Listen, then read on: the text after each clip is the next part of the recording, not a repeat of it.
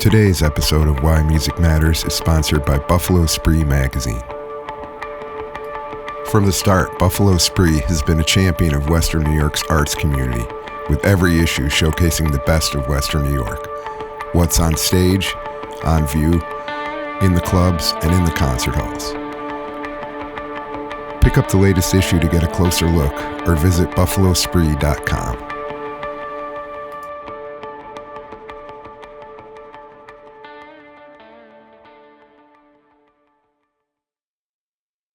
Support local. Hell yeah. That's it. I mean, go to the local club, support the local band. There are so many good bands that are in the city that you live in. Yeah. Buffalo, Rochester, any city you go to, the local bands crush. That's true. Just because they're not getting picked up and they're not out on tours and you're not hear about it, like, they are great.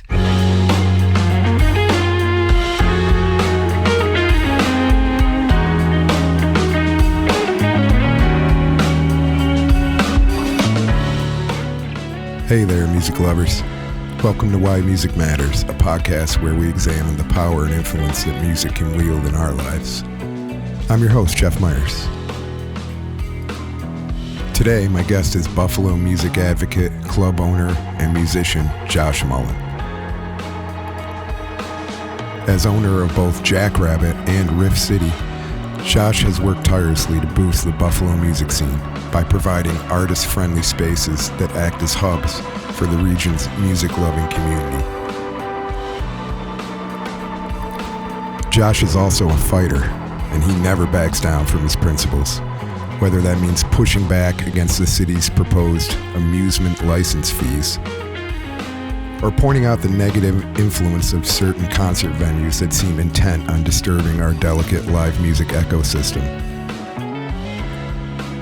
Welcome to Why Music Matters, Josh Mullin.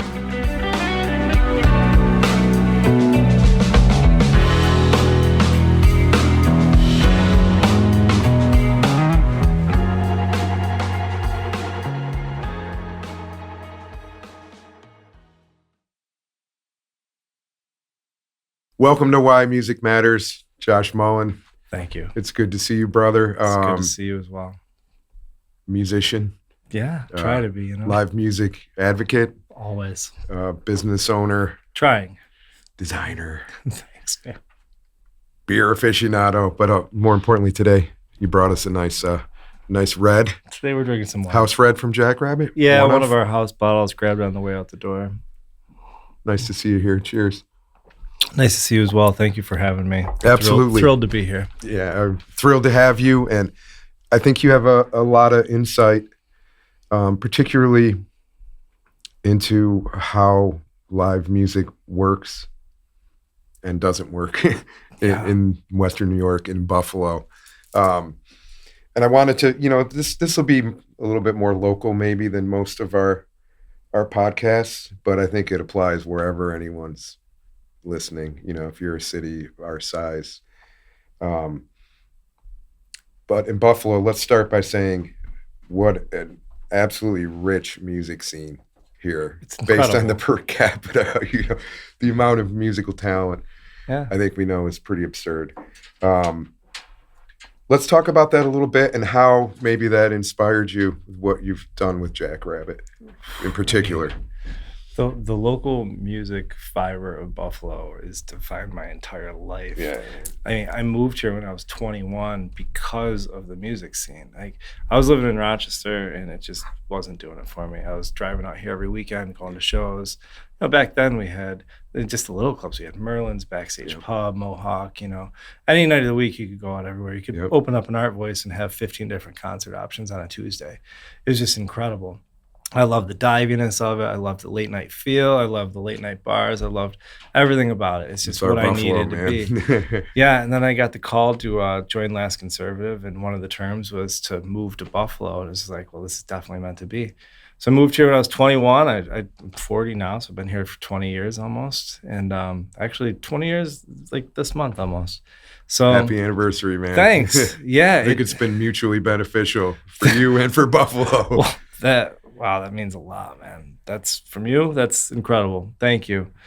Yeah, it defined everything. I've been doing nothing but being involved in music, and since I've been here, whether it was doing design work or now, with Jackrabbit and Riff City, what we're trying to do there, and just trying to keep that magic that drew me here alive, as much as I feel like it's dying and it's being attacked constantly.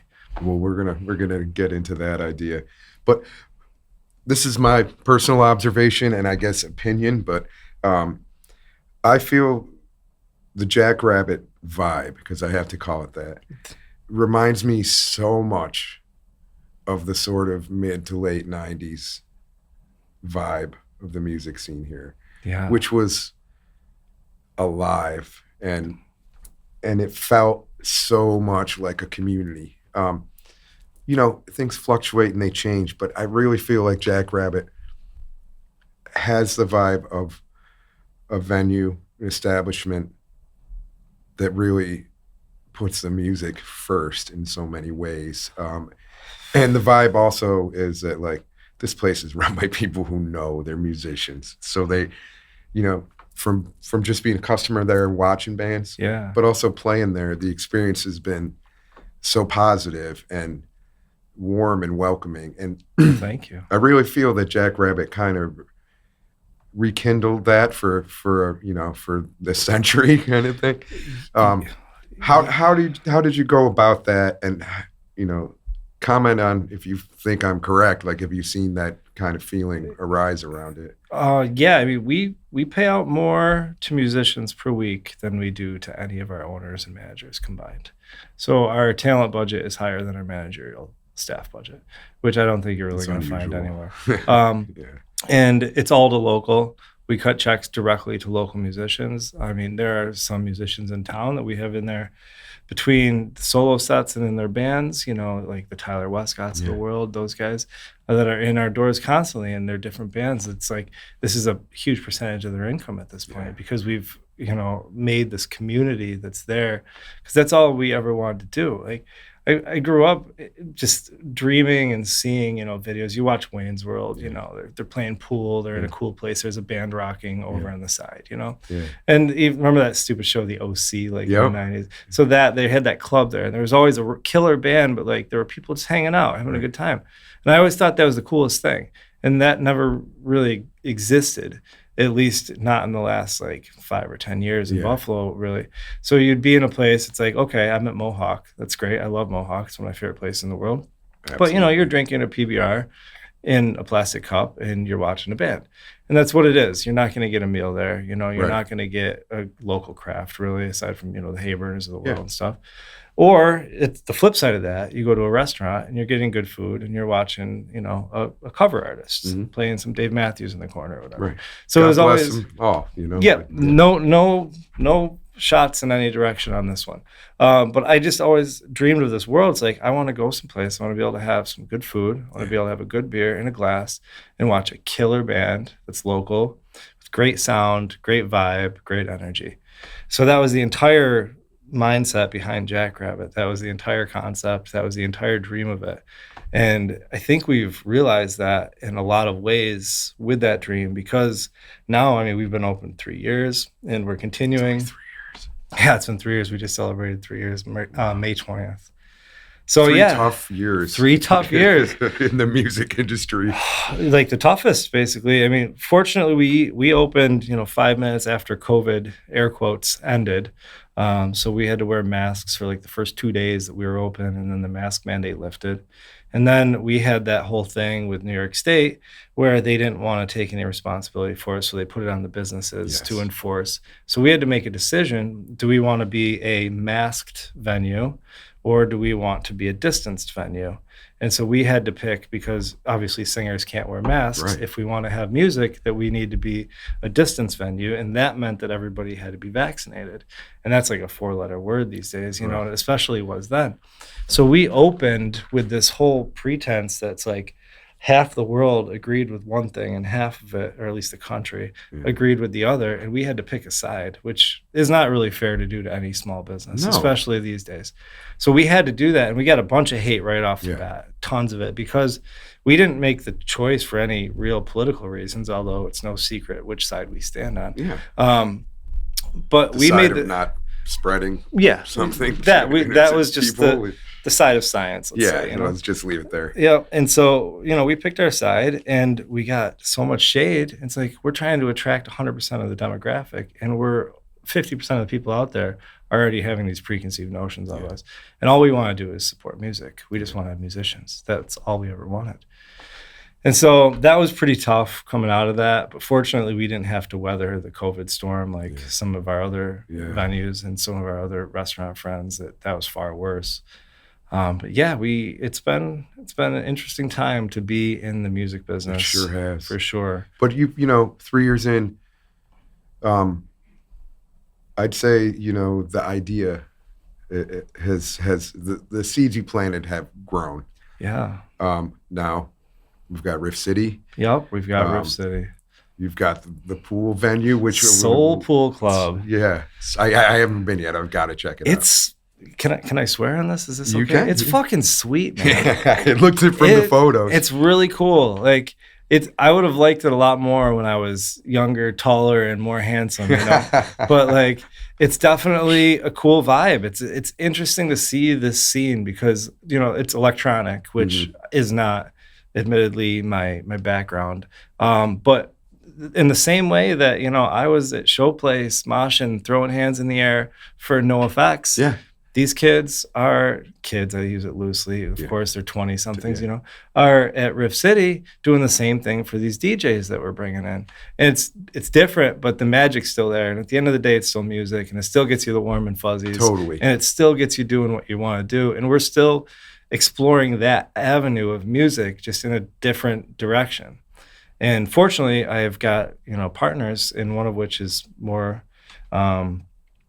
in tune with this world, who's really sending that home. So the pool it's great, man. You go there, it's loud, it's fun. There's people everywhere. The food's great. We're slinging tacos. It's a cool vibe. It doesn't feel like Buffalo. That's what I mean. Yeah. And that's not a diss on Buffalo, but it just feels like you're, I don't know. I don't want to say LA, but I mean, it feels different. Yeah. It's strange because like you don't go anywhere in Buffalo in a bathing suit with a towel over your shoulder and get out of your car.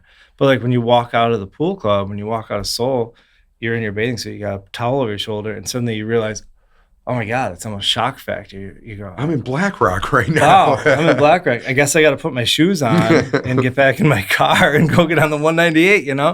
It's weird. It's great. It's magical. It's going well so far.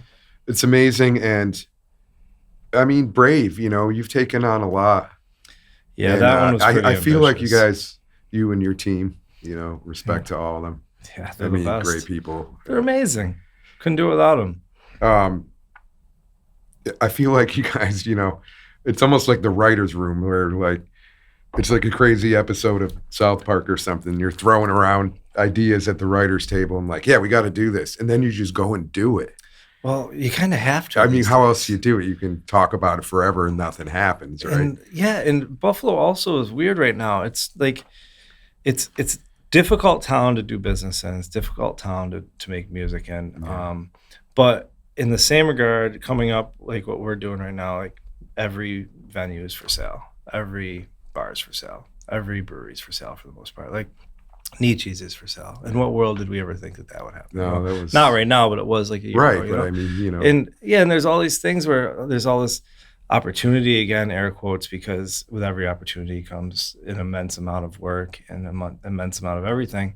But we opened Jackrabbit and we were all pumped, and that was, our thing. But like we all, at least I personally, my end goal was a music venue. I just always wanted to own a venue. And Jackrabbit with the venue restaurant hybrid makes more sense for the time that we're in, or that time that we were in 3 years ago. And that space presented itself as an opportunity, so we dove into that. And then we tried to buy Nietzsche's, and then we were looking at some other spots, and we just realized that we wanted to do bigger, louder stuff. Mm-hmm. So then this opportunity presented itself on Chandler Street because of all the brewery shakeups. It's like, well, that's a cool room. Let's all right, it was a tap room. Let's see if we can make it a music venue. So we went in there, spun the whole room around, soundproofed it, did our thing, and made it a cool It music needed venue. that. It was a tough sounding room. Yeah, and before. then it was terrible. Yeah, all right. Yeah, I was trying to be nice. Oh, it was horrible. No, we had it wasn't built for it. No, it wasn't. It's a big concrete cave. Yeah. You know, it was built to make Burka loungers in the 1940s. Yeah. Totally different scene. We're trying to square peg round hole it. Yeah. You know, it's like you gotta make it work. Yeah. So we did, and then same thing with the pool. It's like, okay, we get a phone call from, you know, a former employer of mine that owns it, and it's like, hey, you interested in the pool? I want to unload it, you know, because of their snafus that they had, which is neither here nor there. But they, you know, it's like, okay, well, this is a cool opportunity. You know, it's a rent, so it's like it's not a massive investment, you know. So it's like, all right, let's pull this together. Let's get a few friends together that believe in us and believe in this. Let's get some bucks together and let's make a run at it. And if it works, it works. And if it doesn't work, we learn an expensive lesson. I love the attitude of, you know, the risk taking. You have to. You gotta, or nothing gets done. You know, it's just like me and my partners too. The good thing about us is none of us come from anything. None of us have anything, you know. So it's like when we're going into something, it's like, okay, well, let's just go for broke out of it, because that's all we've ever known. Like, we're all in bands and stuff, living out of trailers. When you know the exact amount of money you have to your name down to the cent, you know, it's like that's all you need. Yeah, you know? It's like, all right, let's give it a shot. Let's go. It's just super rock and roll. Yeah, it's scary, but it is, you know. Appreciate. Well, you know, I mean, I guess I'm, you know, presenting this picture of like, oh my God, Buffalo totally embraced you and you guys have done so much for Buffalo, but there's more to it than that. There's been pushback. There are hurdles. There is a short-sightedness that I'm, you know, very aware of. Personally, just with what I went through with the Buffalo News, you know, where it's like, the short-sightedness, the inability to see the gifts, the cultural gifts that are on our doorstep, and to celebrate them. These are tough hurdles to overcome. Very much so. City of Buffalo sometimes being one. Recently, with this whole thing with the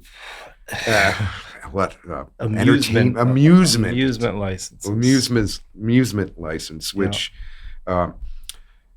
you told me a bit about. This kind of seemed like it came out of nowhere. Jeff Kelly wrote a great piece and investigative post about this for anyone who doesn't know about it. Give us a little bit of background, and I know at least this little wrinkle has been resolved for the time being. Ish. I'll give you the high level bullet points on it. All right. Basically, early last week, every venue in town received a notice in the mail saying. Wasn't just every music venue though? I mean, as far as I know, the ones I reached out to, so it's us at Jackrabbit, it's the halls at Sportsman's, it's Rec Room, Ballroom, Ironworks, basically all of our circle. Everybody I reached out to got one. It probably reached beyond that, but I contacted the ones that are more in our veins, because I was trying to figure out how we were going to fight it. I asked that just because I know it was a broad thing that could include theater. It could have included the zoo, art galleries. It could have included the zoo, everything. But my understanding is that it seemed like this round of letters went to music venues, as if it was like, it seemed kind of target that. Seemed highly targeted. It's about that. It seemed highly perfect timing. I know, right? It seemed highly targeted, and it came at a weird time, because July is great if you're a music fan. It's not great if you are a music venue owner. Outdoor concerts like every night. I love the free concerts. There's nothing wrong with it. As a musician, tough. I play them. I love them. It's great, but you're right. You know, like, how are you going to have a band at your place on a Tuesday night when there's free show at Bidwell and Larkin? And they book intuitively. They book the same bands I book. And so it's tough to get people to come into your doors, and, you know, nobody wants to hang out in seedy bars in July. You're out camping. You're at beaches. Enjoying being outside. It's tough. And a few people are like me, where I want to drink whiskey in a leather jacket year round and 40 degrees, but that's, that's, I guess, for us folks, cheers. Yeah. Dirty job, but somebody's got to do it, man. You're right. So these notices came around, and they basically said, any amusement, so any concert, show, lecture, production of any kind, that's ticketed or you have to pay admission for, you're going to now have to apply for every single one individually and pay a fee. So it was $1 to $25 is a $55 fee. $25 to $55 is a $85 fee, and just all these things. And not only is it the fee, but it's also the actual legwork of it. Like when we book a band, so we book a band, we design the piece, we put up the flyers and everything. And sometimes we don't even have time to do the social post for it, let alone filling out a city application. For each show? Every single one. So for us, I mean, the quick math on that, the way that this would have affected us at Jackrabbit and Riff City and the Pool. So Jackrabbit, to the tune of 2 nights a week that we charge a cover for, and they did clarify that it did include charging a cover to get in if you had music going, because I made sure to clarify that. Otherwise, it wouldn't affect us at Jackrabbit as much, because we're not heavy on the ticketed stuff. We do some, but not a lot. So 2 nights a week, 52 weeks a year, at $55 a piece. This would have cost us $5,720 a year additionally. And that's not a licensing fee. That's a tax. That's insane. Licenses cost $100, $200. $5,000, $5,700. That's substantial. And restaurant margins are razor slim. Like there's nothing there. So that's tough. And then Riff City doing the same thing, estimated 3 nights a week. That works out to $8,500. And then at the Pool Club, because we're going to be doing 5 to 7 days a week next year, and we charge a cover there as well, that would have been $10,000. So our organization would have taken a hit of $24,415 roughly if this would have gone through. And if that doesn't sound like a lot to some people, but in our world, it's a lot. That's a lot. When the margins are so slim. They're so slim. And you take the other guys, you take Jason Hall over at Sportsman's. I mean, they were talking about $50,000, $60,000. You take the Chris Rings, the Josh Holtzmans of the world. Rec Room, they're doing 2 ticketed shows a day. Ballroom, same thing. Like this is just obscene. And same thing. It's not a licensing fee. Like we already pay. Right. All of our restaurant license, etc. All that. That's a whole separate thing. That is. It's another nightmare. That's awful. But we already pay all of our city fees and all of our licenses and all of our state taxes and all that stuff. It's just we're just constantly getting nipped at every different angle for this. And this just seemed ridiculous. It's like, so you're charging us to do the business that we do. Right. That's crazy. Like this is just what we do, and you're charging us on a per usage for it. And I guess what this was originally designed to be for was for the key bank centers of the world, right? The Shays of the world. If you're doing an event there that is not supposed to be, you're supposed to file this, alert the city, and then that's gonna alert the city that you're using it for that thing, right? We've got Van Halen playing at Key Bank Center. Sure, no problem. Give the city $85 and fill out the form. Yeah, Live Nation should be doing that. Yeah. I completely agree. What we're talking about. Yeah. Just a different I shouldn't be doing universe. This every day. No. This would be a daily task for us to do. And then you got to mail it in. You got to go down there. It's a whole thing. So this came through. And so, of course, I talked to everybody, all of our industry contacts. Everybody's super pissed about it. Everybody's calling their councilman. Everybody's getting involved. Attorneys, councilmen. The whole thing's building and building. Nobody can get a hold of anybody at City Hall until today. And then I'm all fired up to come in here and talk about this, to burn down City Hall. I was too. Me too. So excited, And I intentionally didn't eat breakfast, so I would be in a worse mood. And, that's hard. It is, hard. And then, I got a call 2 hours ago, and they say, hey, we've heard everything, because yesterday I had like an hour and a half call with the head of whatever department, it's the permits and licenses. Licenses and permits. Yeah, licenses and permits. Room 301 at City Hall. We've all been there a million times. and, pointed out how much this affects us. They go, oh, it's just for ticketed shows. I go, what is a ticketed show? Like, well, if you charge to get in, it's like, well, if we just charge at the door.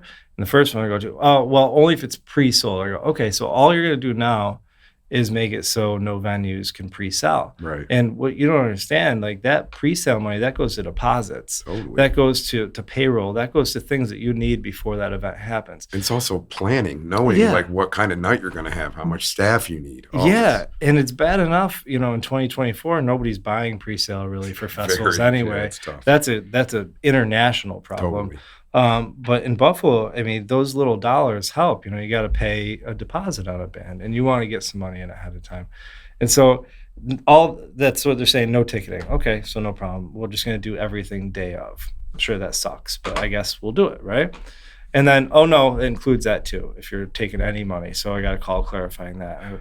Okay, this is absolutely ridiculous. Yeah. This is insane. Like, this doesn't just affect us. This doesn't affect the venues. This includes every club. Yeah. You go to Chippewa, there's a DJ, you pay a cover, they've got to do it. If you go literally any, like the zoo, you literally pay to get into the zoo. Take your kids. Yeah. Yeah, by their logic, by what that was, anything you have to pay to get into that is providing any sort of amusement counts. It's museums, that's everything. It makes no sense. It was too ambiguous with the wording of everything to ever be enforced. And so the councilmen were all talking about, writing some policies and stuff for all this. And finally they called today and they said, this was a huge mistake. This was a massive oversight. We didn't understand the reaches of this. And so we're going to be recalculating this, refiguring it out. It's going to be an annual license that you can apply for and pay now. Great news. Great news. I mean, it's still bullshit. Like we already still pay for everything else to do what we do. Now it's just one more. Yeah, and I mean, yeah. It's a couple $100, but it's still a principle of the matter. Yeah. Today's episode of Why Music Matters is sponsored by Buffalo Spree magazine. From the start, Buffalo Spree has been a champion of Western New York's arts community, with every issue showcasing the best of Western New York. What's on stage, on view, in the clubs, and in the concert halls. Pick up the latest issue to get a closer look, or visit buffalospree.com.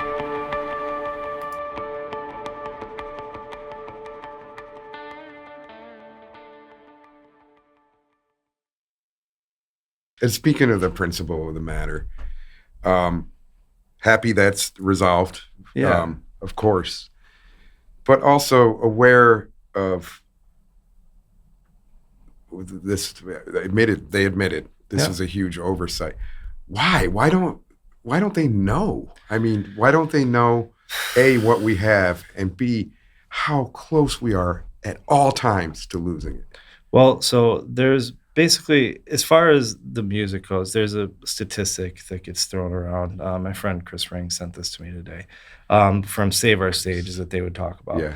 Basically, for every $1 spent in an independent venue, it generates $12 in the local economy. Live venues are economic multipliers. It means the restaurant next door. It means the parking attendant. It means the hotel, the airline, the clothing shops, the card shops, the coffee shops, everything around it. And Buffalo just seems notoriously short-sighted with these things, where they're constantly nickeling and diming, not realizing the long-term trickle of it. Like with us, with Jackrabbit, like, we tried to do these concerts in our parking lot, and it's in the Elmwood Village, which air quotes, not even air quotes, actual quotes, the vibrant Elmwood Village. Heart. Until you want to be vibrant, right? And then you got to deal with the neighbors, and the neighbors have more of a voice than you do. It's not that anymore. You can't be vibrant without coming down. Like, we were just told that we can't do it anymore. In what world does the musical epicenter of the Elmwood Village not allow to put on one concert outdoors? That's crazy. In the summertime. We talk to our friends in other cities, like our friends in Rochester, and they get called from the city asking if they will put on festivals. Like, that's how it should be working. Can we pay you to put on this festival? That's how it should be. For us, if we want to do a concert, we got to go in front of the planning board. We had to go through council. We have to go through special events. You got to ask everybody for permission. You got to pay everybody. You're getting nipped at everything. It's just totally bonkers. Nobody understands the long-term ramifications of this. Like, people like me that were 21 that moved here for that aren't going to be doing that anymore. That's right. Like, at what point is the Elmwood Village, that's supposed to be vibrant, or even Allentown or Hurdle or any neighborhood really, that's supposed to be attracting these people. You used to go there because you wanted to go to Don Apparel, Right. HOD, Yeah. like you maybe wanted to buy a bong or something, none of that exists anymore. Yeah. So now what's it geared for? So you can go to and buy a $40 candle, Right. like the Amherst moms on Saturdays. We're designing our neighborhoods to attract that now. Makes no sense. That's just not what it was supposed to be. No, it's not. It's totally crazy. We got these condos going up and candle shop. The whole thing's fucking stupid, man. But that short-sightedness, I don't know how much you want to harp on it, but it's unfortunate, and I'm not really sure how we address it. I think, except for old man yells at cloud, but I mean, I feel like old man yells at cloud a lot of times. I think there's a part of me that feels like we got a little victory today. Yeah. But it really wasn't, because it shouldn't have ever been a fight in the first place. Right. The thing is that this isn't being addressed at a high enough level before it comes down to us.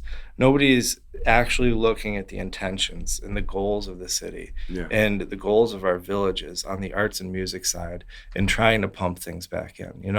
You've got like the Knox, who does great work, and they're putting up these murals all over the place, and that's great, but that's all private, know.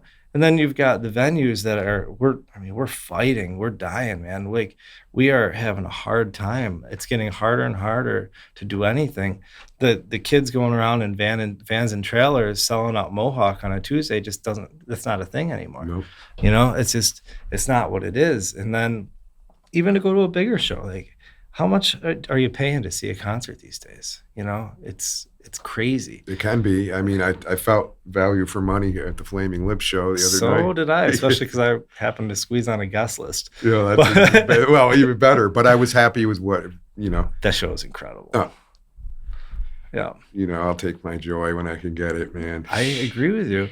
But anyway, often, especially major touring shows, You look 15, 20 years ago at the venues in town. Yeah. You had, you had Merlin's, Backstage Pub, the Continental, all these tiny little clubs that were doing music every night. Yeah. And now they're just not there. It's just not there. Well, can we talk about the sort of fragile ecosystem that can work? And I'm leading up to, and tell me if you're uncomfortable talking about this. Somehow I'm guessing you won't be uncomfortable. When Electric City moved into town. Jesus. And I mean, I don't want to flog no, I've got nothing to lose on this one. I hate that expression, but you know what I'm saying. No, they disrupted, and they are continuing to disrupt, and it's going to be a problem that we're going to feel for a very long time. They came in, Save Live, do your research on that. Yeah. I mean, I'm sure you have, but for the listeners, it's not, the name is quite ironic. It's the last thing they're doing. It's, you're going in and buying struggling venues that closed during COVID, because there's a million of them out there. Throw a rock in any direction. Yep. In our town, you can hit one.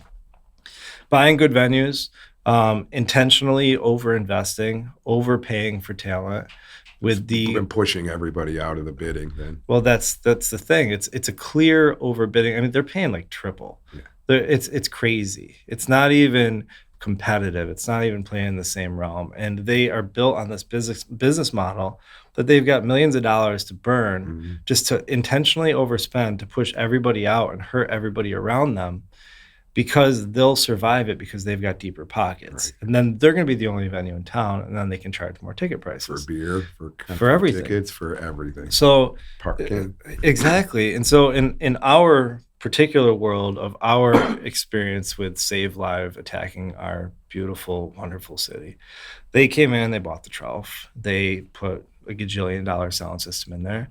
They're buying bands that should be at the ballroom, which is the best room in town, no question. It's one of the best rooms I've ever seen.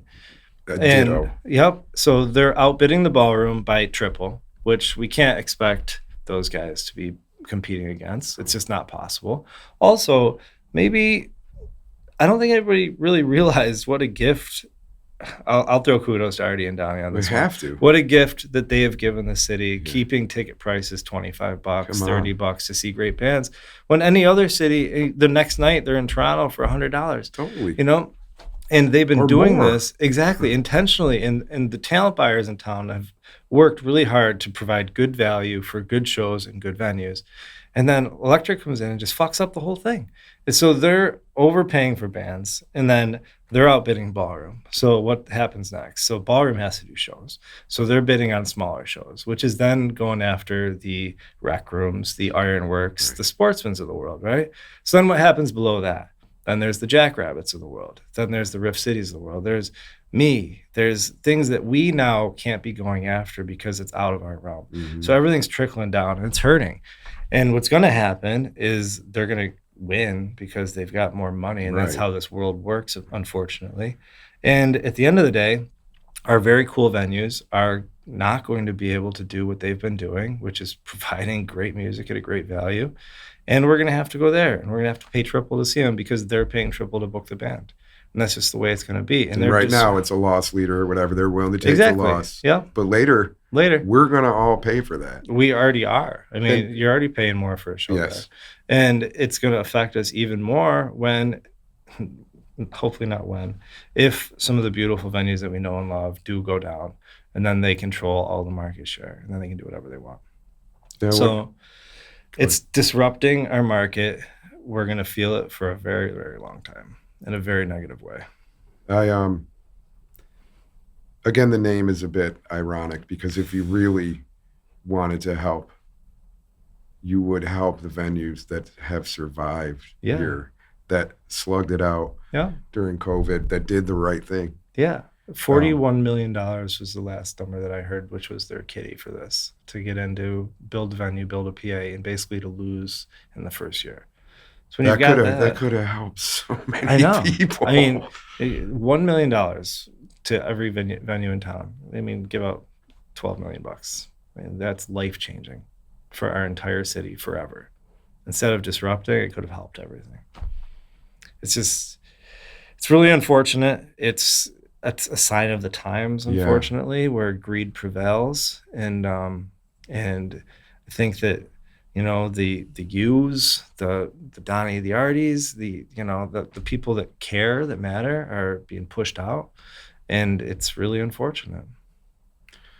What do you see as, whenever I've written about this and I've tried to explain it, you know, in a way that doesn't sound too judgmental, but it's hard for me not to be emotionally involved in this because it's been my Possible not entire to. life. It's your core, man. I moved here when I was 21 for the music scene too, you know, Oh, hey, another cheers Oh, to hell that, my yeah. friend.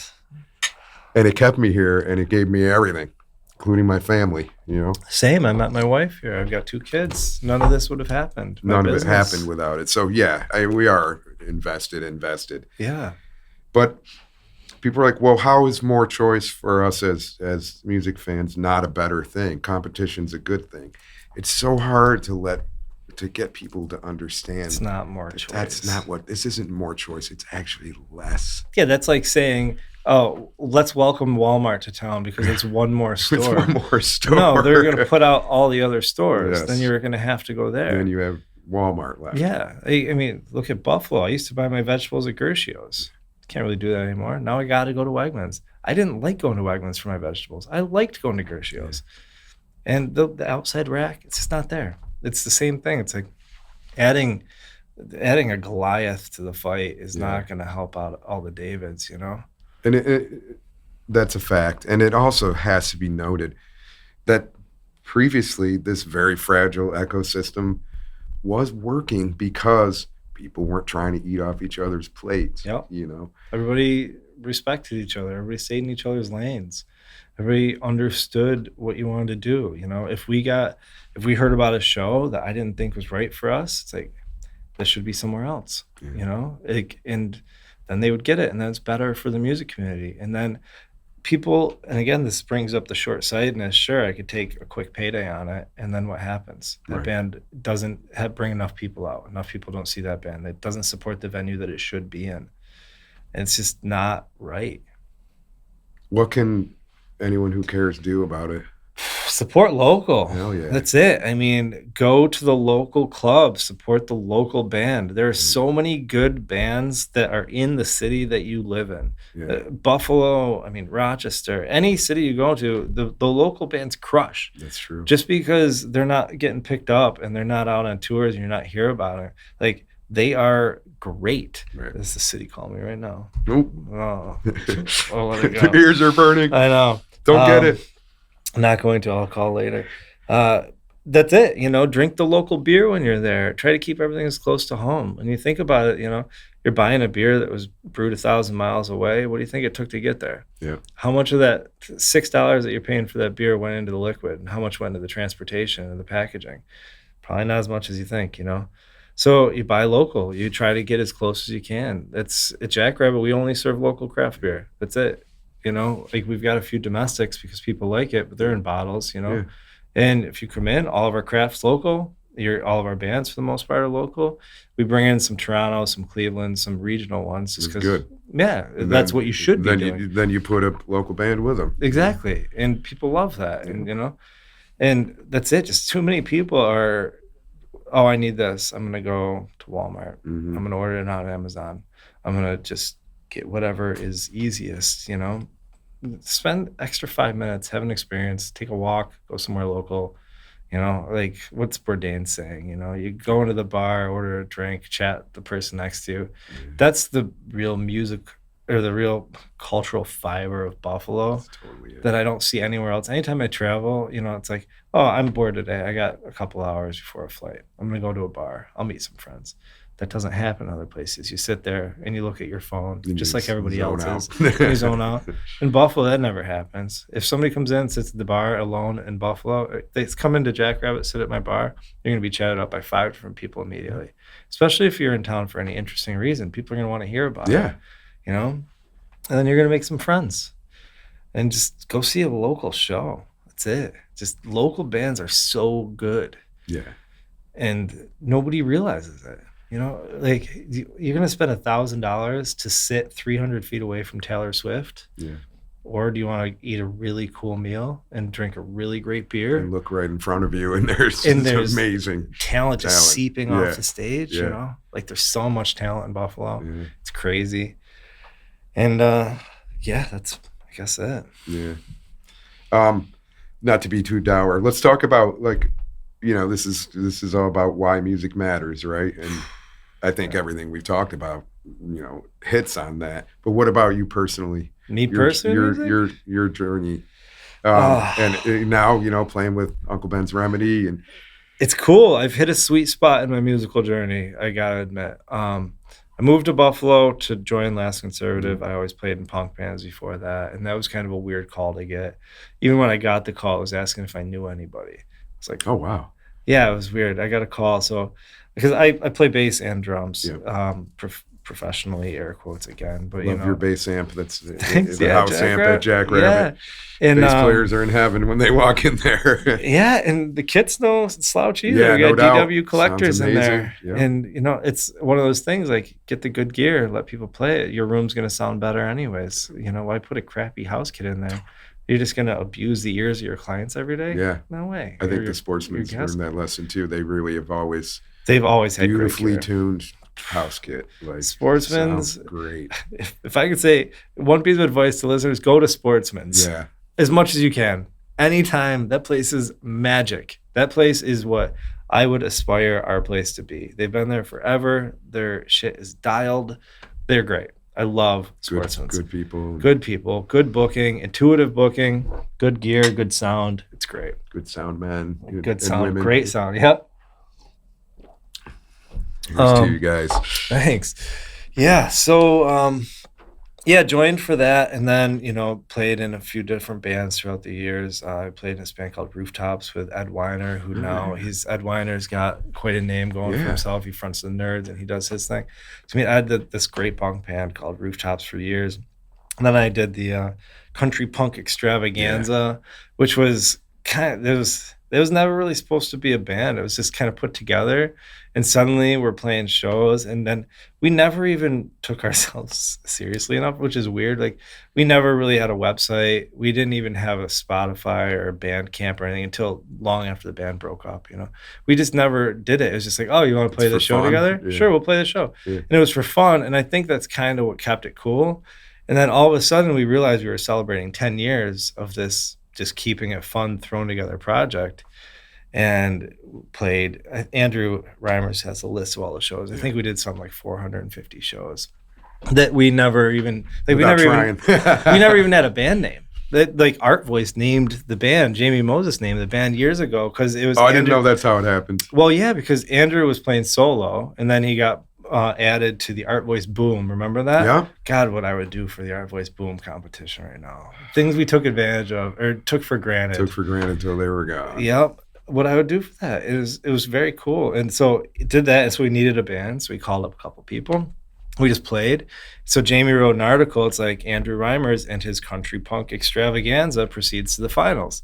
And so then suddenly everybody called us that. So then we just went by the CPX for That's country right. punk extravaganza. Which was super cool. Yeah, I thought it was cool too, because like I'm a big NoFX fan, Yeah, MXPX, it had that, so yeah. it's like you got the X's in there. I thought it was cool, and so we did that, and then that just kind of died off because we all got married and had kids and became adults, and then Harmony called me last summer and asked if I'd be interested in auditioning for Uncle Ben's Remedy, and it was interesting because I just kind of finally came to peace with my entire identity in my life isn't going to be the band that I'm in, because that's what it had always been. You know, like my AIM Instagram name was like LC Josh Mullin for Last Conservative. You know, like that was always my identity. Like, oh, what's up? Hey, I'm Josh. I play in Rooftops. You know, it's like that was my thing. I feel you. You know, and so I was kind of coming to the terms of, okay, I'm entering in this next phase of my life where music isn't going to be my identity. Jackrabbit's my thing now. Being a dad is my thing. And then I got the call. I hung up, and my wife's next to me, Georgie, and she goes, "What was that?" I go, "The only band that I would consider joining in town just asked me if I wanted to play drums." She's like, "Are you kidding?" I go, "Yeah, it's amazing." And she goes, "Is it UBR?" I go, "Yeah, it's UBR." So, I auditioned, got the gig, and it's been great. Learned huge catalog. Yeah. So I had to, learn 5 albums worth of material pretty much overnight. It was crazy. And we had a 1-year-old daughter at the time. Now she's 2, but you know how hard it is to practice drums when you have a baby in the house? There's no quiet way. I'm playing on pillows, it's crazy. I'm going to Jackrabbit at like 6 a.m. to try to play, and just trying to learn it, and got through it. And then it's, this summer we're loaded up. We just recorded. We recorded down at Tarbox, which is incredible. Dave Fridman's place. Fridman, man. Yeah. The legend. Absolutely unbelievable. I couldn't get over the studio. Walked in. It's totally unassuming. It's out in Casadega. You just walk up. It looks like a barn. Totally. And you go in there. It's like magical flow. Magic. I've done. I keep calling it Trackmaster, GCR. I've done sessions at GCR, and it's incredible. Totally awesome. And in studios all over the place. But something about Tarbox is just. It was just cool. When you think of what happened in there. Oh, all the bands. I mean, Vanessa Carlton was out there like Crazy. 2 months ago, like Nick Cave was just there. Yeah, it's nuts. They're still doing huge stuff all the time. So we recorded, and they're currently in the final stages of mixing. We got 6 tracks. I can probably shoot you an email. Awesome. Please do. Yeah, I will. I'm looking forward to it. And so I was able to record with that band, which is cool because my drumming has progressed a lot. Like I had to become a better drummer. I had to get to a different level as a musician to join this band. It was kind of always just something I took for granted, especially on the drum side. Like I came out of the womb playing drums, and I never really had to practice. And then joining this band, it's like, okay, I got to throw a click in my ear. Yep. I gotta get my gear in. I gotta learn how to tune drums, not just like in the Nietzsche's parking lot. It's good enough. Yeah. 1, 2, 3, 4. Yeah, and I gotta really hone my craft a little bit, and so it's been really wonderful to do that, and really healthy for me personally to have that outlet on top of my family and the business, because it just weighs so much. And then just drumming, and there's a point at every set where it's just like I just feel something. It's like, wow, I'm here, And it's been great. Those guys are incredible. The songwriting is just at a whole Top. different level. Top. And just the dudes in the band are so cool. And it's an easy band to be in because the communication is just like we're all similar points in our lives. Like this means the world to us, but it's not ever going to come above our families or our careers. So huge. It's a good time to be in that place together. Yeah. And it's rare because like, especially, looking when I was younger, it's like, okay, we'll do anything for the band. Like, oh, your employer won't let you off, quit your job. You got a show. Totally. I've lived it too, dude. Yeah. And it's just, and now it's just, okay, does this work for us? Is this something that we want to do? Where do we want to record? Where do we want to play this weekend? And it's been really great for me personally. It's been nice for Jackrabbit, just having like, we play there often now, and just being able to reconnect to the musicians there as a musician. Yeah. And it's cool because it's being on both sides of things too. It's like, yeah, I'm going to book you. And then the next day I'm going to be opening for you.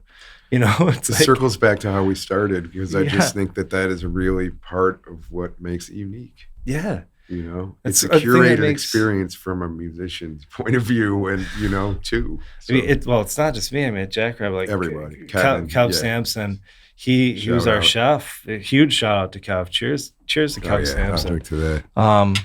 He and his awesome wife. Great people.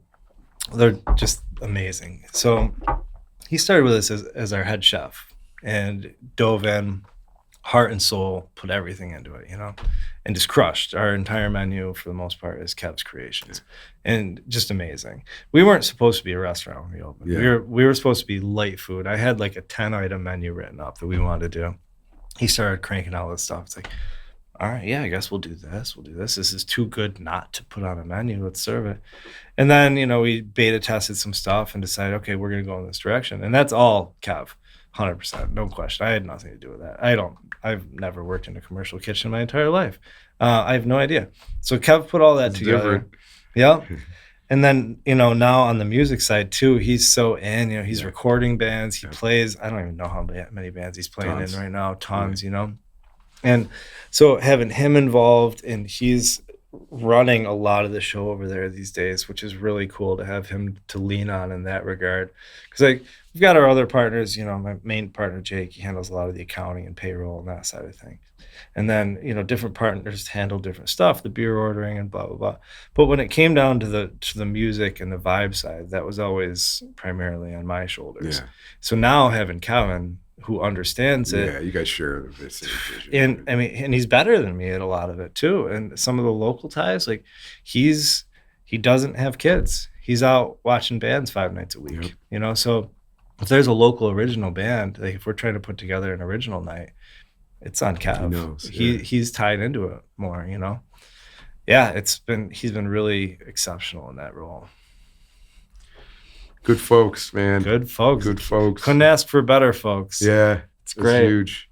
Wow, man. Well, it's quite a journey, and with music at the heart of it. Even when you're like, okay, I'm not going to be a gigging musician. It comes around, I mean, there was no way I was ever going to stop. No, it's not like I was selling my gear, I know. Like when I became a dad, Yeah. I mean. I wasn't going to go on tour anymore. That was the decision. I'm going to be around. Yeah. Is it okay? Am I putting my drum set in a stack in the corner, and am I going to be playing my piano in the dining room? Right. It just morphs. It doesn't go away. It's different. Am I playing kids songs for my toddler on the piano every day now? Yes, and I fucking love it. It's awesome. But I also go on the weekend, and I get to hop in a bus. And I get to pretend I'm a rock star every Saturday or something. To a crowd that's into it, too. To a huge crowd, and up on a drum riser with Tex, and get to pour my heart out and get to go home and play piano for my kid. Yeah, that's about as good as it gets. It's as good as it gets, man. It's amazing. Well, I appreciate you, man, so much. I appreciate you. As a music lover, as a Buffalonian, and just somebody who cares, There's not enough people who care. I think that's the core fundamental of this is just give a fuck, man. Yeah. Like just try to contribute and leave where you are better than where you found it. Man. that could just apply to everything. Yeah. But boy, does it apply to this. It so does. Not that hard. It's not that hard. That's it. You know, just try to leave it a little bit better. On that note, Josh Mullin, man, appreciate you. Jeff, thank you. We will do this again. Anytime. And yeah, you'll have to come back and we'll talk about the band some more. And I look forward to hearing your new music. Absolutely. And all you watching and listening, I'll see you at Jackrabbit or maybe at Riff City. Or, you know, if we get this out there quick enough, there'll still be some time left to hit the pool. The pool is awesome. Thanks, Josh. Hey, cheers, thank buddy. you. Cheers, man.